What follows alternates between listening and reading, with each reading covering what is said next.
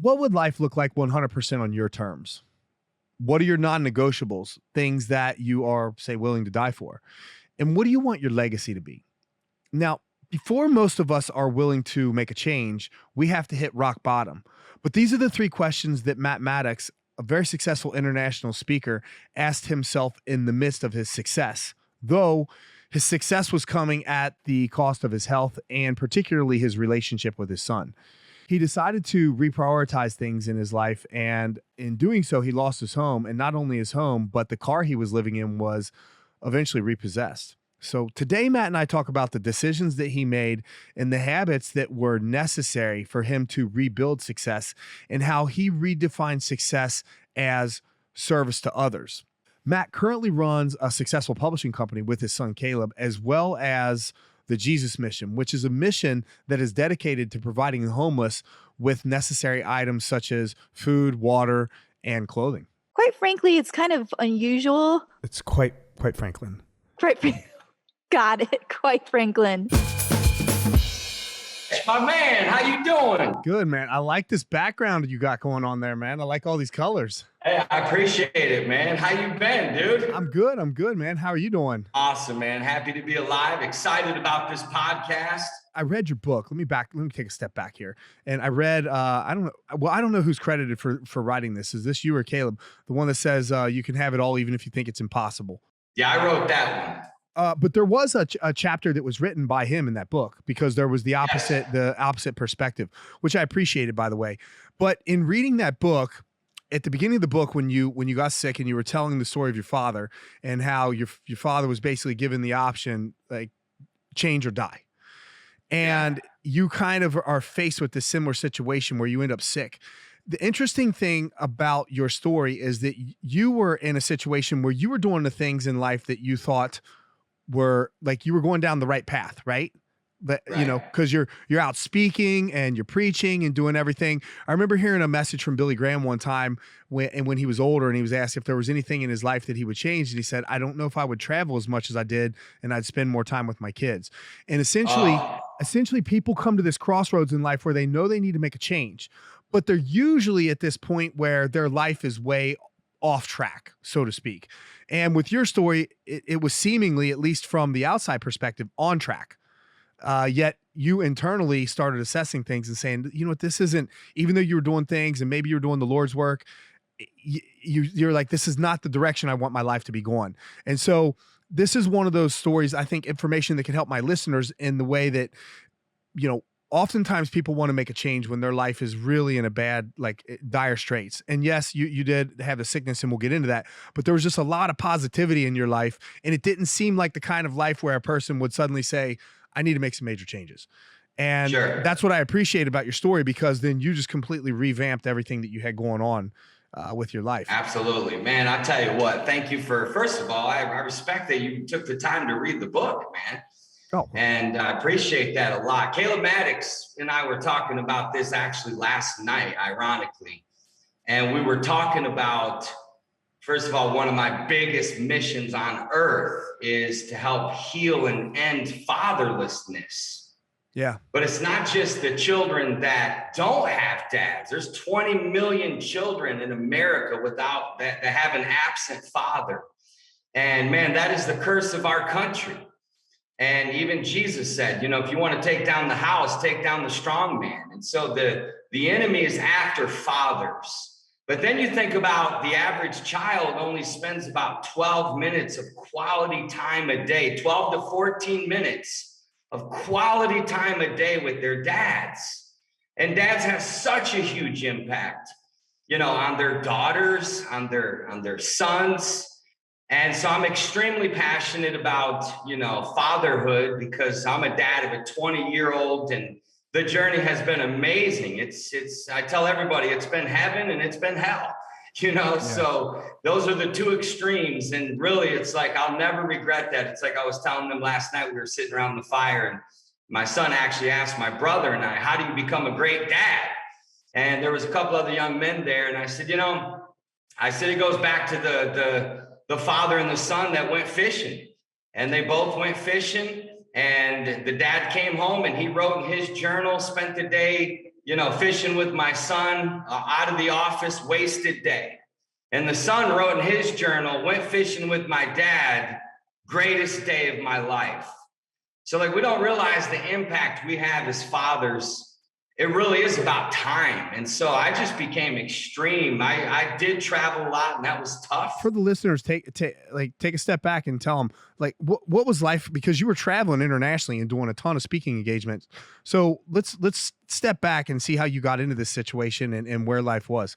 Yeah, I was a pastor, and I was also an evangelist, where I would go into churches and help, because I was an outreach specialist. One of my specialties, I've done 108 missions trips in America, and I took Caleb, my son, on 54 missions trips. And I've been in third world countries, but America needs healing probably just as much as anybody, and I've been to all the inner cities of America, over 100 homeless teen shelters. And so I was out every single weekend speaking at conferences, helping churches grow. Churches would fly me in to set up their outreach structure, their follow-up systems, their discipleship structure, because I really had legit passion, and I had people could feel that. And I was bringing the church back to Matthew 25, back to what the church really is. I told some people the other night, because we do this thing called the Jesus Mission, and we go downtown and feed the homeless every Sunday night. And I said, man, Jesus wouldn't even recognize the majority of churches today. And so I had a calling, I had a mission, but I also had this love for my son. And I went through a divorce when we were 4 years old, when I was a pastor.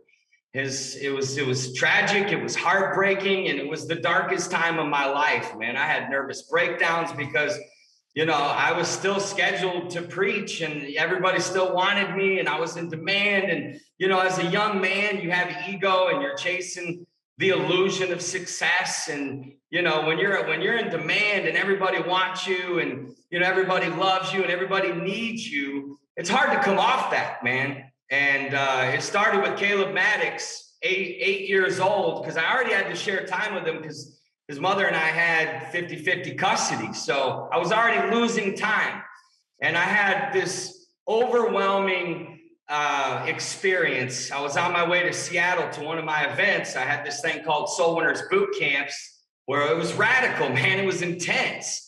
And my son grabbed my pant leg, as I was leaving, and he started weeping, man. Rich, he was real tears. And he's like, Daddy, don't go. And I was only going to be gone for 2 nights. And it was like, but I'm only going to be gone for 2 nights. I'll be right back. We'll have fun. And, even when I was home, I would make radical decisions, like when picking him up from school, turning the phone on airplane mode. I would tell him, Caleb, nobody has access to me. And from the time he was out of school till the time he went to bed, I was all in. But it was still only, Monday, Tuesday, Thursday, Friday, and then every other Sunday. And then I would be traveling. It was a mental thing for me, and it was a mental thing for him. And God bless all the parents out there that have to travel, whether it's a pilot or somebody in athletics, or, who knows. But I know the pain of it, Rich. And yeah, too. So he drew me a little picture and handed it to me before he had already drawn it. And he handed it to me before I left, and he had real tears. I mean, I was weeping too, because I didn't want to leave him. Every time I would go to the airport, I would be in tears. I didn't want to leave my son. I was so loved being a dad, but I also had this mission. I had this responsibility. My schedule was booked 2 years out. And I saw no way out, man. He wrote this little picture of an airplane, and then he had a stick figure way over here of a little boy.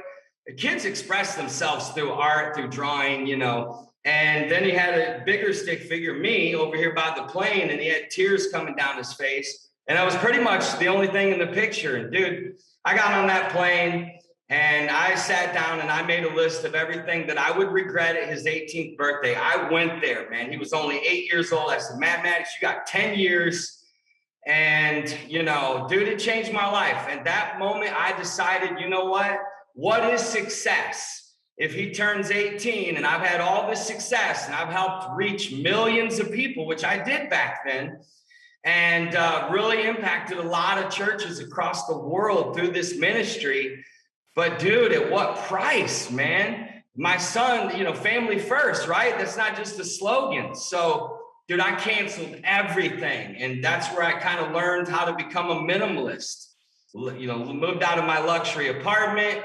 My truck was repossessed because I didn't have any livelihood, man. You know, I had already spent all my you know, I have a lot of savings when you're doing a lot of mission trips back then, you know. So, but dude, we moved into a Sunday school room, some of the happiest days of our life. What do they say? They say rich people have money, wealthy people have time. And so for me, it was about just spending time with him. And it really changed his life. I mean, it led to him writing this book, you know, Keys to Success for Kids. And, you know, I took him into a world of developing habits and routines and really just a lifestyle of spirituality, of finances, of physical, of relational, you know, that balance. And so, you know, to this day, you know, it's like I go into his office, right? And I go to their morning meetings. And last night I said, you know, the reason I go to your morning meetings is just so I can hug you. That's it. And then I leave. You know what I'm saying? I mean, so any parent out there can certainly understand that you're on a race against time and it goes by like that. Let's go back to you traveling and being a motivational speaker and getting sick and set the, like, cause that's what precipitated the entire change of everything that happened in your life. Yeah. I didn't put I was a lot of times I was in the Pentecostal movement back then, and they're extreme about spirituality, about evangelism. But when it comes to health, it's like, it's almost a sin to talk about health because you know, everything's a sin pretty much. And so the only thing they can do is eat. So I might have been 40 pounds overweight. I wasn't obese or anything, but I just didn't prioritize my health because I was saving the world. I was on a mission. And then I, you know, ran into this doctor at this church who was a fanatic about juicing, who healed her patients through juicing and through changing their emotions. And then I got really intrigued by it. So I started juicing, of course, the wake-up call first. I mean, I had done 7 back-to-back boot camps, including one in the Philippines. And dude, I just run myself ragged in the name of, you know, the work of God, if you would. And to the point of death, the doctor told me, if you'd waited 30 more minutes, you'd have been dead. He said, go home and kiss your son because, you know, you got a second chance at life. And it just was like, it wasn't like, you know, I didn't have a heart attack or anything like that. I didn't have a disease. It was just stress induced. Of course, my style of mission, there's a lot of spiritual warfare. There's a lot of brokenness that I see and deal with. And so, and the travel without taking time, you know, Sabbath is very important. There's a reason God worked 6 days and rested on the 7th. It's a principle.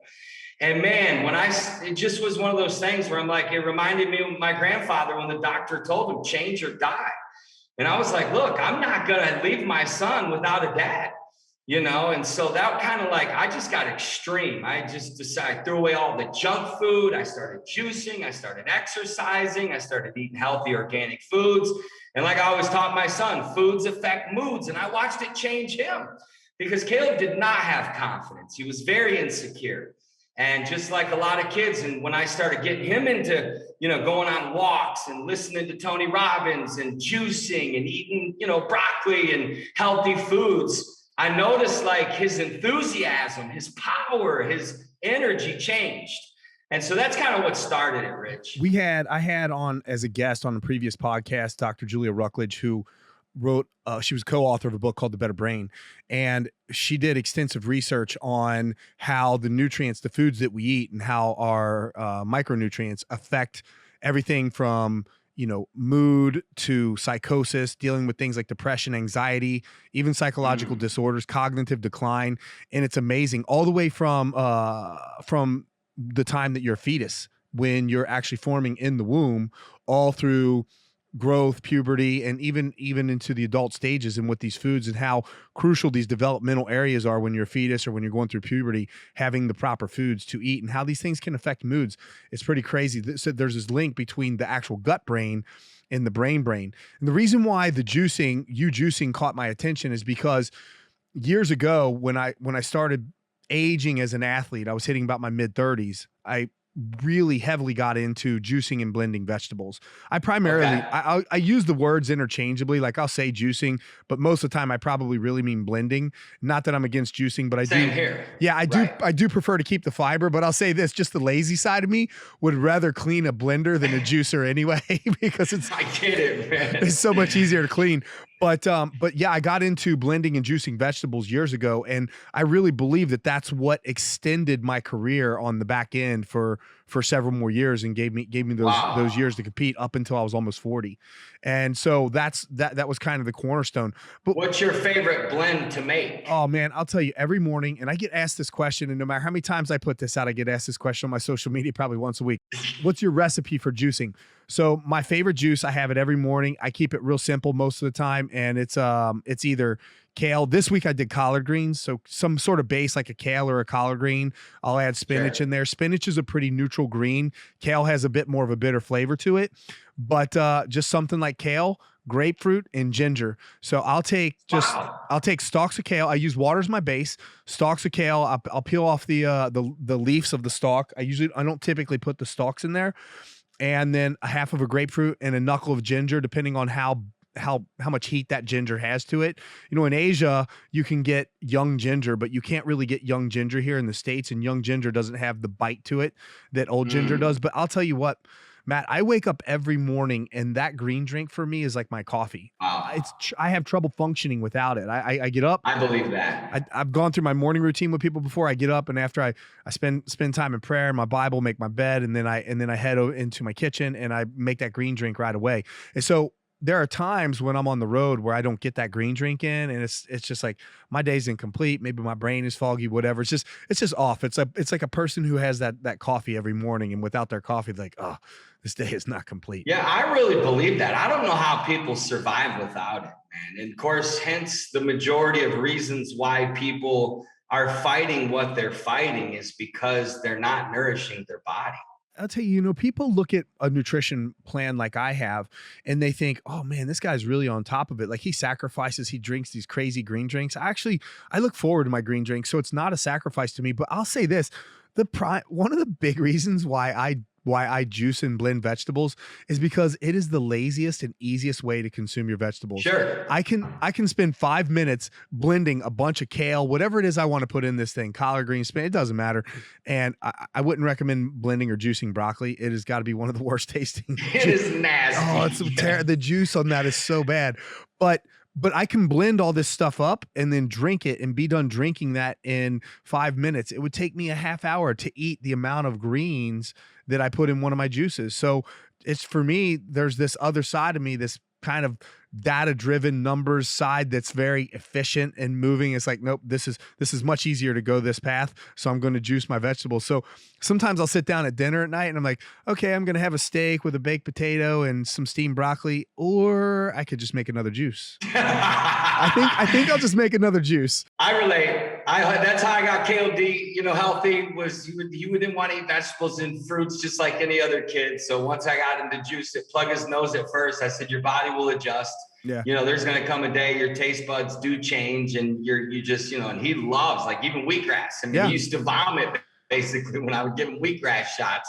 And now he craves it. He craves juicing every day. Even at age 20, he still maintains those same habits. That for me, I'll tell you what a recommendation I would give a lot of parents is that if you have kids that don't like greens, they don't like the taste of them, it's like, just overload your green drink with fruit to begin with. Choose your fruit. Like, say pineapple. Pineapple's a good one because the flavor of pineapple is pretty dominating. And so you just start with a little extra pineapple. Let them do that for a couple weeks, pull a little pineapple out. Let them do that a couple weeks, pull a little pineapple out. You just keep pulling that pineapple out until you just have a little bit of fruit in there to sweeten it up a bit, rather than it be overwhelmingly fruit. And so that's kind of the advice I give people when they start juicing. It's like, look, man, just lopside this thing with some fruit at first, and then just slowly get yourself used to it. Absolutely. That's how I got Caleb into juicing. His favorite was spinach, watermelon, and mint. Oh, wow. And then I started adding pineapple, and he fell in love with it. Pineapple does wonders for a juice, man. Yeah. But yeah, I'm with you on mixing up the kale and spinach. That's what I like to do. I like to go 1 week of kale, the next week of spinach, or sometimes every other day, Yeah. So we're a lot alike in our juicing, but I'm going to try your juice, the grapefruit and ginger, man. I love grapefruit. I love ginger. So I've never made that one. Yeah, I like that. I like that heat and bittersweet combination. My mom, as a young kid, I can remember my mom cutting grapefruits in half and then putting like a packet of Sweet and Low on the grapefruit. Now I wouldn't recommend that because I don't use artificial sweeteners, but she used to do that, and she used to have that grapefruit cutting knife and go around and pull the little chunks of grapefruit out of there. And so my mom got me hooked on grapefruit as a young child, and so now that it's just that combination. That's just about the only real recipe I use. Every time I just put grapefruit in there because I just love that grapefruit ginger flavor combo. Or sometimes I should say this though, sometimes I will replace my grapefruit with, or not my grapefruit, but my ginger with turmeric. Turmeric, okay. Yeah, but turmeric is. I'm going to literally go into the store after we're done because I got to get some other stuff anyway. So I'm going to load up and try this. I'll send you a video of it. All right, do that. That would be cool. Yeah, but I'll say this: the turmeric it's a bit more bitter than ginger is. But I mean, the health benefits of turmeric is quite substantial. So. Yeah, those are probably my two favorite roots anyway. But so you kind of hit this lifestyle change. How long did it take you when you started juicing to really turn things around? I mean, was this an overnight kind of switch thing, or was this a process that took some time? The truth is, it was such a commitment, and I never looked back. In other words, I just fell in love with it from the beginning. I used to tell people. Because I did a weight loss coaching back when I had a health company called My Health 90. It was a 90-day process back then. And anyways, it was all about healing emotionally and creating the right habits. But I would tell people, you got to get rid of all the junk out of your cupboards. You literally need to bring the trash can out, let go of the fact that, get rid of it all. Don't even have it in your house, And so that really helped me, is just not even having the junk accessible. And then, realizing, I gave up, stopped drinking soda. I stopped ordering white chocolate mocha at Starbucks, and those little changes. And I felt so great. I slept better, had more energy. I wasn't sluggish. I wasn't tired. I felt better. And then, of course, I had my son doing the same thing, and I watched what it did for him as a child. And so it just was it wasn't just an up and down thing for me, because I was so determined to change. I was so determined to live. I was so determined to be healthy that for me, it was just easier because I fell in love with it, and a lot of it is the attitude. I got this thing in my wrist called attitude. I taught my son, attitude is everything.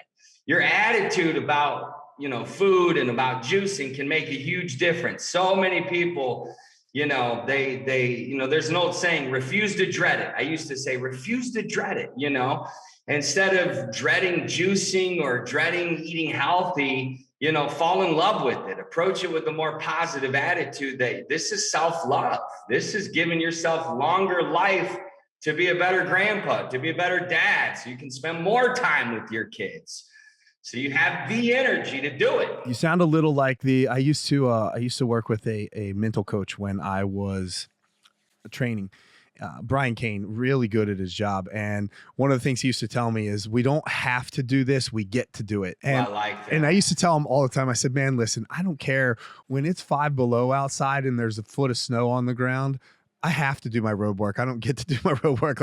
There is no changing that attitude. I remember one time I took off running from my house, and it was cold outside, really cold. And it reminded me of the movie Rocky, when Rocky, wakes up before the sun comes up, he drinks his raw eggs, and then he jumps outside on the streets of Philadelphia, and he's running.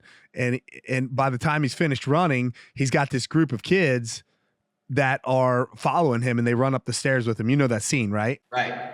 And so here I am one day, and I take off running from my house, and I'm running down the street, and it's below zero. There's 6 inches of snow on the ground, and I'm running, and then suddenly there's this school bus in front of me, and it kind of reminded me of the Rocky scene. All these kids in the bus, they're kind of standing up and looking at me, but not one of them was looking at me with that go Rocco kind of look. They were looking at me like, what's this idiot doing running in the cold weather and all this snow? So it wasn't as motivational as the Rocky scene, man. It was the reaffirmation that I'm just out there and I have to run. I don't get to. I mean, how did you push yourself in those moments, man? Was it just sheer will? Was it the vision of the future? Was it? I get asked about motivation all the time, and I tell people that I wish that there was some sort of secret motivational potion that I could just give somebody or drink myself at times. But the reality is that when you have to do, I don't know, road work when it's below zero outside, or that extra round of conditioning when you're getting ready for a match, or whatever, when you have to make those sacrifices, you come into the gym and there's no part of you that thinks like, yes, man, I'm so excited because today I'm going to train so hard that I either A, feel like passing out, or B, vomiting. We'll just see which one comes first. And it's hard to be excited about that. But I'll tell you what, I cannot stand is I hate failure. I hate failure. I hate failure to the point that I would rather push myself through any kind of sacrifice necessary to avoid failure that I'll do it. And so no matter how much I dislike this certain thing, I just ask myself, well, what's the alternative? Well, the alternative is losing this fight, or the alternative is failure in whatever sense that failure is, whether you're prepping for a presentation at work, or you want to give a speech, or whatever it may be. It's like you can go through the sacrifice and the grind and all that stuff that you have to do in order to succeed, or you can fail. And I'll choose the sacrifice. I'll walk over hot coals. I'll lay down on a bed of nails. I'll do whatever I have to do to sacrifice just to avoid failure. Doesn't mean that I have to like that stuff, or doesn't mean that I do all the time, but I definitely hate the sacrifice. Yeah, I hate it less than I hate the failure. That is so powerful right there, because that's it. That my son has that exact same mentality. And it's like, you wish you could teach it to people. You know what I mean? It's like, how do you teach passion? How do you teach that kind of, most people don't even understand the power of what you just said, that if they could hate failure, that facing the failure or the pain of doing the thing doesn't even compare to the pain of failing. What ends up happening with a lot of people is that they focus on the destination rather than the journey. I was looking at, you look at a guy, for example, Tom Brady. I mean, you're down in St. Pete, right? So you got to be a Tampa Bay fan. Yeah, of course. And a big time Tom Brady fan, because he's a Michigan, man. He played at the University of Michigan. So yeah, of course. So that's why you asked me if I was a Buckeye. I got you. I didn't pick up on Once that. I found out you're from Cincinnati, I'm like, oh, do I cancel this? Because, I'm just kidding. I'll tell you what, man, those the Michigan Ohio State games. I have friends that go to those games. Like when the game's in Michigan, they're like, you do not drive a car to Michigan. Do not go to Ann Arbor with Ohio license plates. You can end up with like busted out windows, flat tires. I'm sure it's the same when they come here, but yeah, that's how we feel when we go to Ohio State. Yeah, for sure. But yeah, Tom Brady's a perfect example. What were you saying now? Because Tom Brady is a person who enjoys the journey. He never got sick of improving his game. When you look at a guy like Tom, like look at his combine performance. Definitely not amazing. Look at his draft spot, right? Definitely not amazing, but this is a guy who was just relentless on the journey the whole time, and he enjoyed the journey, and he still enjoys the journey to this day, which is why he's still playing.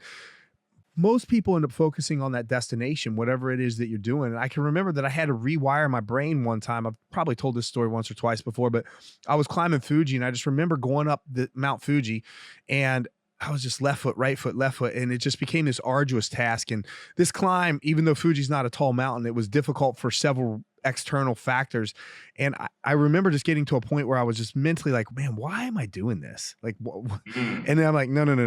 I needed to re-switch that thought, because no matter what, the end goal is this. If you look at a mountain climb, for example, or whatever it is that you want to accomplish in life, it's all this sacrifice. I had 6 hours of walking up this mountain for a 15-minute view that was like this, like, wow. All right, let's head back down. And that was it.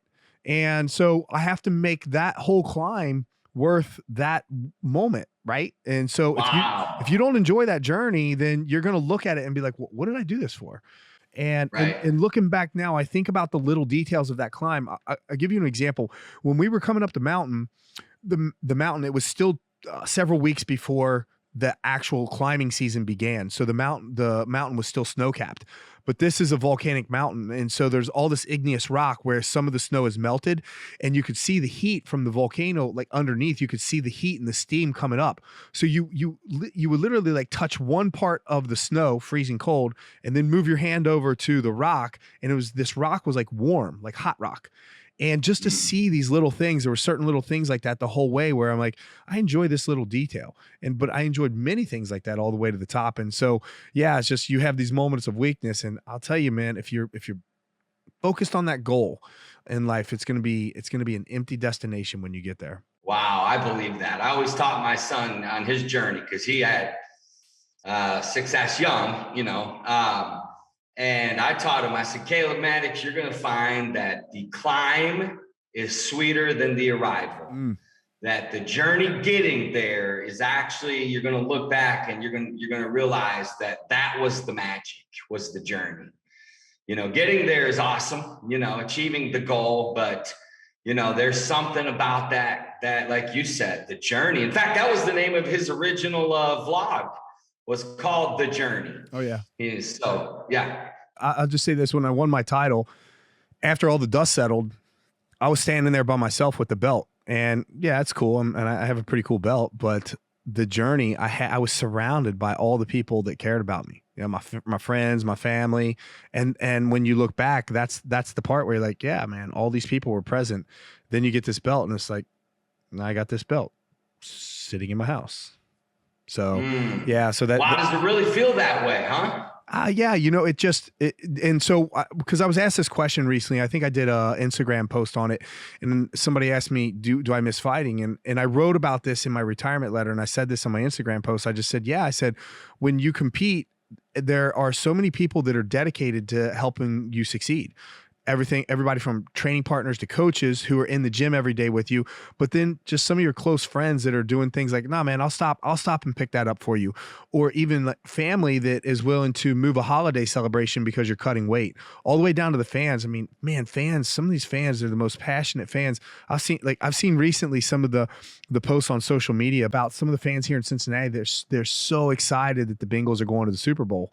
And that's the power that has. Wow. But I always tell people that every time I won, a piece of that victory belonged to the fans, but every time I lost, so did that defeat. And it crushes people, right?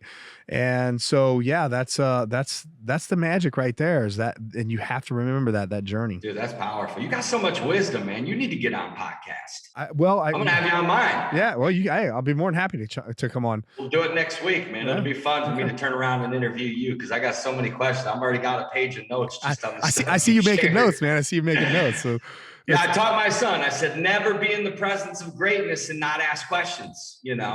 That's the only way you can get wisdom. God gave us 2 ears and 1 mouth for a reason. So we got to have that hunger to learn. Absolutely. And so many people lose that. Yeah. And so anyways, that's something we've always been fanatics about, is writing everything down, taking notes, really listening, because more is caught than taught. Like a lot of stuff you're saying, you're dropping the cheat codes, you're dropping wisdom. And a lot of people might miss it. They might say, oh yeah, that's good, but they're not understanding that you're actually passing on. Success leaves clues, This is one of the things I appreciated about your book, because people will oftentimes make a statement about, they'll make a statement about making change, and you're like, throw away everything in your house. And then we keep going. And it's like, let's stop on that statement for a second, and let's actually really think about what that means. One of the things that I really appreciated about your book is, and like I said, this was a quick read, and it was just like a lot of like little good tidbits of information, was when you talked about, there was several questions in there, like, if you could live life 100% on your terms, what would that be? What are your non-negotiables, like the things that you'd be willing to die for? And then number 3, what would your legacy be? What would you want people to say at your funeral, for example? And I like these questions because I often think about these questions, but one of the things you did in your book was you wrote down action items that you were going to do for the next year. And I mean, you wrote things down like never miss one of Caleb's baseball games. And I thought, I have goals, and I'll always set a goal, and whatever that goal may be. And this is all part of the game plan development, and I'm very familiar with that process, but never have I said, okay, what are my actionable items? Little things like never missing a baseball game. So I will say, for example, one of my goals, like if I said, all right, I want to be more organized, so I'm going to get up and make my bed. I need to make my bed in the morning. So I tell myself I need to make my bed in the morning, but you literally would say, I will make my bed every day. So that if you just missed just one day when you wrote those goals down, that list of things that you had to do, you failed. And so that hit me. I was like, man, this isn't, I need to make my bed. This is, I will make my bed every single day of this year, and then, continue that habit or whatever that habit is. So that was one of the things that I really took out of this book. Like, this is something that I could really apply to my life. It's little tweaks of things that make big differences. It's like Caleb was, I don't know if you're a big Jake Paul fan, but they did some stuff together, and we were over there in LA with him, and Caleb was asking him, Jake, what's your secret? Like, he's always trying to find the secrets, right? And Jake was like, man, I tell you, it's on the end of every one of my videos. He's like, what do you mean? He goes, it's every day, bro. And Caleb was like, well, yeah, but like, I'm talking about like, what's your actual secret to like how you made it to where you are? And he goes, it's every day, bro. He goes, you got to find the things that you will do every single day, no matter what. And, a lot of times, that's the power of developing those habits. Is what are the habits that you as a dad or you as a businessman that you're going to do every day? For me, it's like 5 calls a day. We have a saying around here, 5 calls a day and you're rich, because we're a believer in high ticket sales. The math is the math. Speaking of a math teacher here. And so, no matter what, you got to get your 5 calls in. And that's not like 5 dials. That's 5 meaningful conversations with prospects. So 5 times 6 is 30 a week. That compounds. That has a huge impact. And most people in sales don't know the power of their daily routines, of their little daily habits as a salesperson. I don't know if you have any people in sales that follow. I mean, we're all basically in sales no matter what, but it's every day, bro. It's like, what are you going to do? Is you're going to only make your day, make your bed. That was one thing. That was the one thing that I was extremely strict about as a dad, is Caleb making his bed perfectly. Because I got a lot of these things. We come from a military family, and so there is some power to that. How they make those soldiers, they make them make their bed perfect, because there's something about that first action, the excellence of it, the dailiness of it. And it just causes you to have amazing days, in my opinion. The little habit of making your bed, so that was like one thing I made sure, Caleb, no matter what, you don't, unless you got to pee so bad, you know what I mean? The moment you get up, make your bed right away and make it perfect. There's a great speech on YouTube. It's a naval admiral, and I cannot remember his name to save my life right off the top of my head right now. But yeah, I know who you're talking about. Yeah, but he says at the end of the day, if your entire day just goes downhill, like if everything just fails, you can come home knowing that you succeeded at least one thing that day, and that's to a made bed. Maybe. Yeah, I mean, that's like at least the simplicity of that, right? Yeah, you succeeded at least. You not only one task, but your first task of the day, which typically will set in motion a day of success, right? I mean, success breeds success typically, but even if everything just after that just goes downhill and the whole day goes to crap, you still at least did one successful thing that day, and you come home to a made bed. Yeah, and there's something about walking into your room and the bed's made. Yep. You know what I mean? There's something about the energy. Everything is energy. Oh, yeah. We say everything is energy. Everything is energy. And so, the power of making your bed, keeping a clean room, being organized, those little things make a big difference. It's always the little things that make the biggest difference. People don't realize that these little things that you do in life, they're actually purpose driven. For example, I make my bed every day, and I've talked about this before, but the purpose of me making my bed is, number one, I like to be able to look at my room when I come home later that day and be like, I have a clean bed here. But as I'm making the bed, if I had, I don't know, a bad night of sleep, or I don't know, a rough day the day before, whatever it may be, as I'm making that bed, that's typically me mentally doing I'm doing a mental exercise of kind of closing out that chapter of my life. Like, that was yesterday.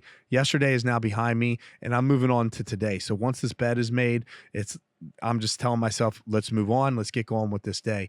I talked about these kind of concepts like in my TED talk about the situational amnesia is what I called it. I coined that phrase. I don't know if that's actually a real thing, but it's situational amnesia, where you just kind of throw these things away, because if you hang on to that stuff, they're like mental shackles, which is something I learned from Brian. But Yeah, for me, that whole making of the bed, it's actually purpose driven. It's not just I want to have a made bed. It's like I'm Right. shutting this day out, and once this bed is made, I'm starting this new day. It starts afresh. I go in, I make my breakfast after that, and now I'm starting. I've already taken care of. I got this mind, body, soul type of thing. Took care of my soul with my prayer and my Bible reading before I got out of bed. Made my bed. That's my mental exercise for the day, and then moving on to my breakfast. And now I'm taking care of the physical body. And so that's kind of my morning routine. And each of those things, although I make breakfast every single day and I'm just making my eggs and I go through the same routine every single morning, it is a very purpose driven thing. There's a purpose behind it. And people will find that there's a purpose behind everything that they do. They just don't realize that there's a purpose behind it, or they're not aware of it at times. I love that, how you put purpose into it, because that makes it not like a chore, or not like, and also, it's all about momentum. And even the little things that you said you do, from Bible reading to prayer to meditation to doing your juice to making your bed, those 5 actions create such a momentum. I wrote on my Facebook this morning, we've heard master your morning, master your life. It's true. Life mastery begins with your morning mastery. Yeah. You can master the mornings because the momentum, the energy, the feel good, that's everything. And I saw that in Caleb. I've seen it in so many people. So here, Rich, people that are listening right now, Rich and I are putting you on the daily Make Your Bed challenge for 2022. The least thing that you can do is just make your bed. That's it. That's all we're challenging you to do. If you can come away from this podcast and you start making your bed, we've won. Well, and I'll tell you what, if you start making your bed, you probably wake up a year from now and there's going to be a lot of things different in your life. And you will think, man, there's so much stuff has improved and changed. Like, how did that happen? And it probably started with a simple making of the bed every single day. 100%, man. I'll step back and ask you, for the listeners, really, what is your definition of success? And how is that, obviously part of that is just being a good father. And then how does that relate to what you've been able to do with Caleb? Because Caleb at a very young age has become quite successful, not only by, I would say, the standards that you define, but also by what the societal standards, so to speak, that they would define, which is typically obviously tied to finances and whatnot. Yeah, absolutely. That's a great question, because I'm very passionate about this subject, because, I had success in one industry, which was, the church world. And then we went into, motivational speaking and entrepreneurship and had massive success. And then I watched my son have massive success, if you would, from getting on stage with people like Gary Vee and Grant Cardone, and the list goes on. Arnold Schwarzenegger's invited him to his mansion twice. And, if I just started going through all the things that he's accomplished, he became a millionaire by age 16. He was getting $10,000 a month in his account just from his books. He wrote, now he's author of 13 books. And, but the reason why he was able to keep his head on straight and not let success go to his head is because I did give him the true definition of success, comes from the master of them all. I mean, you can't listen, I only let Caleb study masters, by the way. There's something to that. And one of them is Jesus, not one of them, the master of them all is Jesus, in my opinion. And I would tell people that are listening, listen, even if you're an atheist, still study Jesus. It's not about religion. It's about understanding that Jesus was a true master and is a master. And he said, when his disciples brought up this very topic, who's the greatest among us? He said, the greatest among you is a servant. And, we assume that because someone has 1 million followers, they're successful. Because someone, is an actor or an athlete or a speaker or whatever, or a millionaire, or has a bigger house, that is success. But what about the single mom who wakes up early every morning and she goes out and maybe she's a math teacher and she's got 4 kids and the dad's walked out on them and she gives her very best. And, is she less successful than the movie star? So to me, success is about, it's not measured in, things or followers or even the amount of money, even though that's what our society is put on. The truth is, the only reason we have celebrities in our society is because of insecurity. If all humans awoke to their own superpower and greatness, we would celebrate each other's greatness and celebrate each other's, really the work ethic. What I love most about you, Rich, is your work ethic, man. It's not just that you're such a great fighter. It's what you became. It's the man you became in the process. So for me, the definition of success is how many people do you serve? How many people do you impact? And do you give your best every single day? To me, that's success. Success is not some thing that you necessarily accomplish. It's more I don't know. To me, I just go back to serving. I go back to, are you a servant? I look how you treat Nash, look how you treat the people. Everybody's like, it's easy to treat the celebrity with, I told my son, I was like, you treat everybody. One of my earlier mentors, G.A. Mangan, he built a mega church, before mega churches were popular, and it was just sheer off passion. And I remember asking him, how'd you do it? And, his wife chimed in, and she started sharing all this stuff that they did for evangelism and outreach. And he just kind of was quiet. And finally, when she was done, he goes, I'll tell you the secret to success. He goes, I'll tell you what the real secret to success is. Find the gold in everybody. That's how we did it. Everybody has gold. Find the gold in everybody, And it's like, I go down, when I see the homeless last night, I told him, I said, when I look at you, I see genius. I don't see failure. I don't see a dirty homeless bum. I see talent. I see creativity. I see people that survive. I see people that depend on God. I see people that went through trauma and you didn't commit suicide.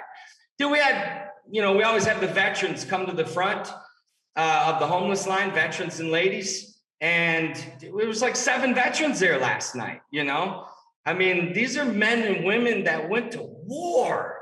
They've seen things we'll never see. And they didn't commit suicide, they're fighting, they're surviving. And so to me, that's like, I look at success totally different than probably a lot of people in our industry, just because I'm not, it's like Kobe Bryant. They asked him one time, hey, who do you want to meet in the NBA? And he's like, none of them, it's like, there's this certain mindset where it's really more about humility. It's more about serving. It's more about God. It's more about, dude, our success in the eyes of God, you know what I mean? And so what we as humans have labeled as success can be very fleeting and shallow, but it doesn't minimize a person's greatness. It doesn't minimize the work ethic, what you put in. Look at, I'm sure I can't wait to pick your brain on your training and your masters and those little things. Just the journey you went on to your greatness. And so what about you, man? What do you feel from that? As you're sitting there talking and you talk about service, I was thinking about I watched one of your posts on the Jesus mission where you guys go out and give the food to the homeless. I think did you say you were at 11th and Madison? Was that the location maybe? Yeah, good memory, man. Okay. It's a numbers thing. I remember I anchored on 11th. I'm that left brain math guy. So yeah, that I saw that when you guys went out, and I had a previous guest on, a guy named Billy Allsbrooks, who was an aspiring hip hop artist in the 90s, and his stage name or rap name or whatever was White Dog, DAWG. And what was it? White Dog. And he was going through the music industry and had a couple hits that probably reached the top 20, and just, you can look his music up, not something that he was necessarily proud of, but just kind of had this awakening. And now he is all about doing God's work. And I asked him, how do you define success? And he said, to me, success is whether or not I'm fulfilling the purpose that God has put me here for. Wow. And so when you talk about service, and like you said, this is, it's a fairly faith heavy based conversation, but these kind of topics can really apply to the agnostic, the atheist. It doesn't really matter what your belief is. When I watched your video on Facebook, I thought to myself, I go to church on a weekly basis, and you get into church and you hear some Bible verses and you talk about, like, man, you need to change the world. You need to love your neighbor. The story of the Good Samaritan, all those kinds of things. And then I watch a video and I see you guys out there on the streets, actually literally feeding the homeless, like providing them with food.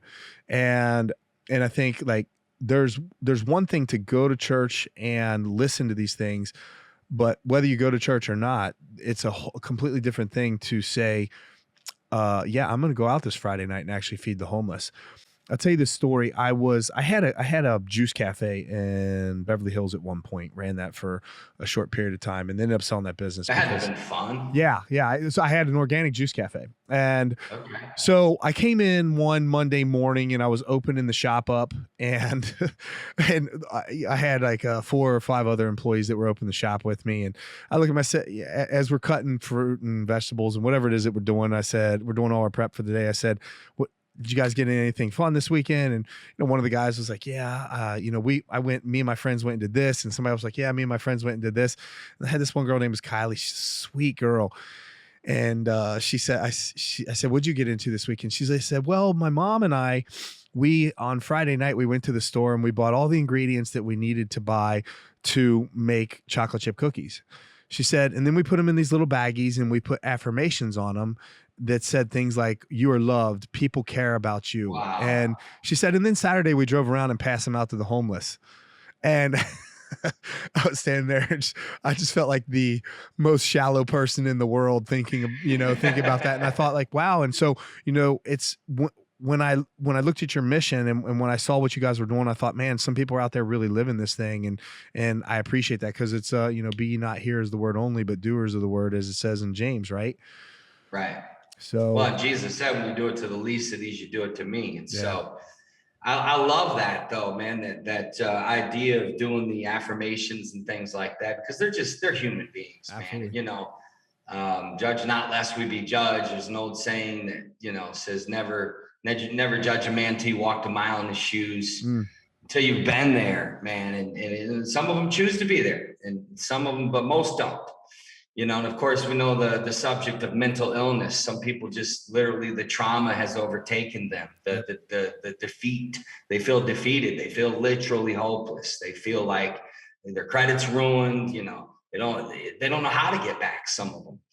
And so, yeah, that's why we do it is first of all, it's the Jesus mission, man. If Jesus is on earth, he wouldn't be building mega churches. Absolutely. He would be among the poor. He would be among the broken. That's what he did when he was on earth. Absolutely. Absolutely. That's why at the top of this podcast, when you talked about, he would walk into a lot of churches today and look around and be like, yeah, he would just be like, this is my legacy. Wait. Yeah, you're doing this in my name, and I've spent so many years in churches that I saw just how religious we became. 400,000 churches in America, billions of dollars in resources, and we haven't fulfilled the mission yet. That to me is unheard of. Listen, I like what you're doing with this. Talking about this Jesus mission, do you guys take donations for that? Yeah, we do. For providing the food. So if one of the listeners was wanting to make a donation to help pay for the food, how would they go about doing that? TheJesusMission.com. You can donate there, whether it's Venmo, whether it's Cash App, whether it's PayPal, whether it's Bitcoin. We take Bitcoin donations. Wow.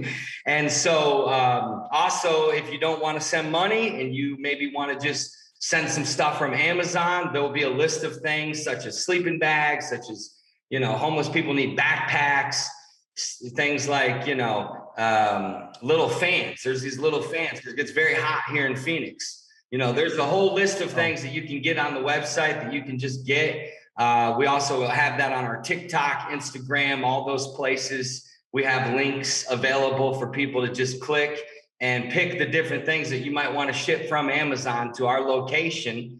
Or if you ever want to come serve, if you ever want to come attend one of the mission trips and serve with us, because not just about giving money, it's also about giving time. It's about giving love. I tell people all the time when we go down there, it's not just the food, it's the hope we bring. It's the love. It's looking them in the eyes and hearing their story. I tell our team, I'm like, talk to them. They have names. They're real people. It's not just slap food on the plate. And, I've seen too much of that. We take our time when we go there. We really take our time to get to know them. And so many of them, by the way, there's a lady who's getting a home here soon, and we do housewarming parties. A lot of these homeless, when they do get off the streets, they need beds, they need, the basics, blankets, so there's so many different things. You'll be able to see that on the website. So just go to the Jesus Mission or JesusMission.com, and you'll be able to see that there. Awesome, man. I appreciate it. Listen, Matt, I appreciate you coming on today.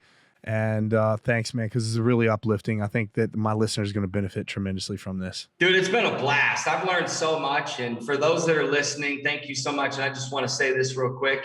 We talk a lot about faith, and if maybe that's not your thing, just go for the principles. You know what I mean? And that's why I tell people, like, I got friends that read the book of Proverbs that are atheists, because I've told them, listen, man, Proverbs has so many principles that can help your business, that can help your family. So for those that maybe are burnt out by religion or have been hurt by it, don't completely turn away from Bible principles, because they really do have secrets that make your life so much better. Dude, I've had a blast being with you, man. Definitely. Me too, man. This is an amazing conversation. Quite Franklin is providing this podcast as a public service, but it is neither a legal interpretation nor legal advice, nor a statement of Quite Franklin policy. Reference to any specific product or entity does not constitute an endorsement or recommendation of that product or entity by Rich Franklin or Quite Franklin. The views expressed by guests on the podcast are their own, and their appearance on the program does not imply an endorsement of them or any entity they represent. Views and opinions expressed by Quite Franklin employees or representatives are the views and opinions of the persons expressing them, and do not necessarily reflect the views or opinions of Quite Franklin or any of its officials or principals. Nothing heard on this podcast at any time is medical advice or is intended as medical advice. The listener must always consult his or her personal physician or other qualified medical professional regarding any questions of a medical nature. If you have any questions about this disclaimer, please contact our general counsel.